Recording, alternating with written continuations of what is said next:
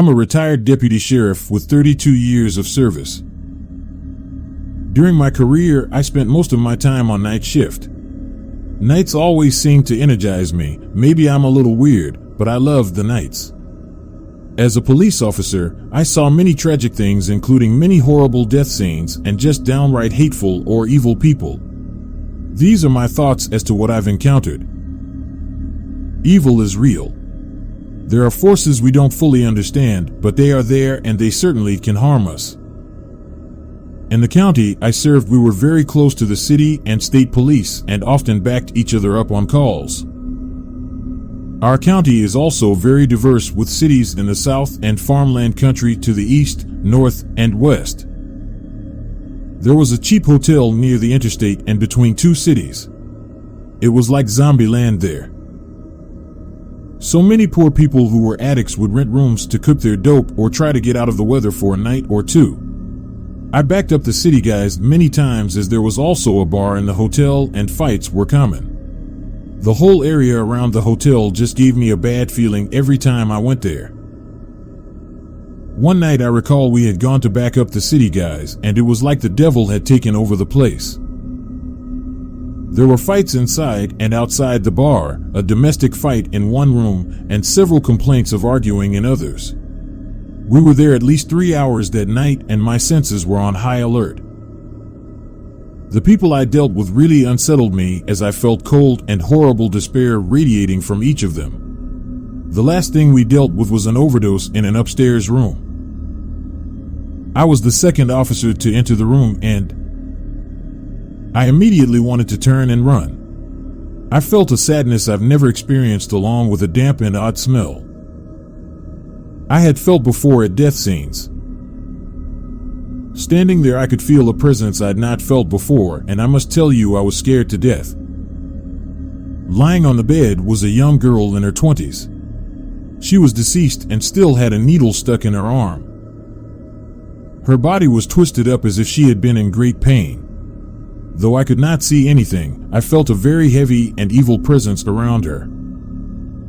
The other officer suddenly cursed loudly as he pointed to a corner where a toddler was sitting motionless, staring at the woman in the bed. As I turned my attention to the child, a sudden gust of wind came through the open door, and it felt as if the evil presence had left with it. We finished up our part of the investigation and turned the scene over to the city detectives. The poor little child that lost its mother that night was placed with child services. I couldn't help but feel that little one had witnessed a demon come and take the soul of that poor young mother. This has been many years ago, and the hotel has since been torn down. I still shudder every time I drive past. God rest that poor girl's soul. I rented an apartment in Liverpool, NSW, back in 2006 to 2008. Nothing unusual about the apartment. You needed to climb the steps to the 3rd floor with great views of the cemetery in the distance. It was only 1 block away on Elizabeth Drive. And at the time I was into walking a lot, trying to lose weight, but failing. Most afternoons, I would walk around the block past the cemetery, and right on the fence line were these graves of younger persons who had lost their lives. And as I passed, I would always say, "Hi guys, how you doing today?" Not thinking for 1 minute that in the future not too distant things were going to happen that I wasn't expecting. So one afternoon, I noticed that the front door of the apartment was open. I confronted the other tenant, who was a friend, and asked, "Did you leave the door open?" He said, "No, I haven't been outside today." Thought that was a little bit strange until 2 days later, when having a shower, I noticed I was being stared at by this beautiful dark-headed girl wearing a blue sweater and dark blue long denim skirt. I took a second look and she was gone. I shook my head and thought nothing else of it. Sometimes we see things we can't explain. Few nights later, I was in my bedroom watching TV when I distinctly heard my house keys rattle on top of the old-style TV set. And you know, I didn't give it a second thought. Perhaps they were just settling down. Nothing unusual, I thought.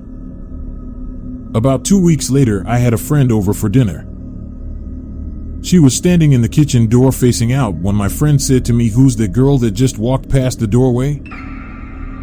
The hairs on the back of my neck went straight up. I bent backwards to look down the hallway and I saw nothing. I said, "You saw her?"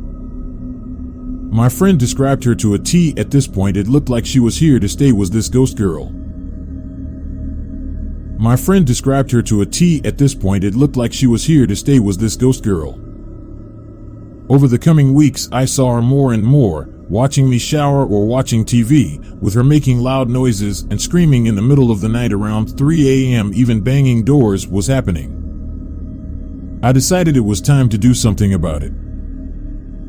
One day I got home in a terrible mood, and guess what? The front door of the apartment was wide open again. And the other tenant was away for a week, so I knew he hadn't left the door open. And well, I started, "Look, I have no idea why you're here. I suspect you followed me home from the cemetery, but this is not where you live."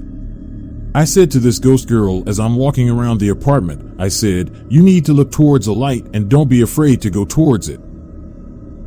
There are others on the other side waiting for you. Can you see them?" Well, I gathered that she must have went towards the light and that she could see others on the other side. She knew. I grabbed a can of beer and I sat on the living room chair and relaxed. About 20 minutes after I calmed down, I can honestly tell you the apartment felt different, like I can't explain. Though I never saw or heard anything from her again in the following 12 months that I rented there, it was definitely an experience I'll never forget. I can't honestly say why she just followed me home. She may have been lonely, lost, or even needing contact with the living. But after almost drowning as a child, I've seen a lot of paranormal things in my life similar to this. When my daughter was about 2.5 years old, I had the following experience with her. We left the apartment for a walk and I pushed the stroller while she walked. I wanted to take the elevator, but when the door opened, my child refused to get in. I asked what was wrong and her answer gave me goosebumps. She said very clearly, "There are people in there with empty eyes. They want to go into the light." My daughter never said anything like that again.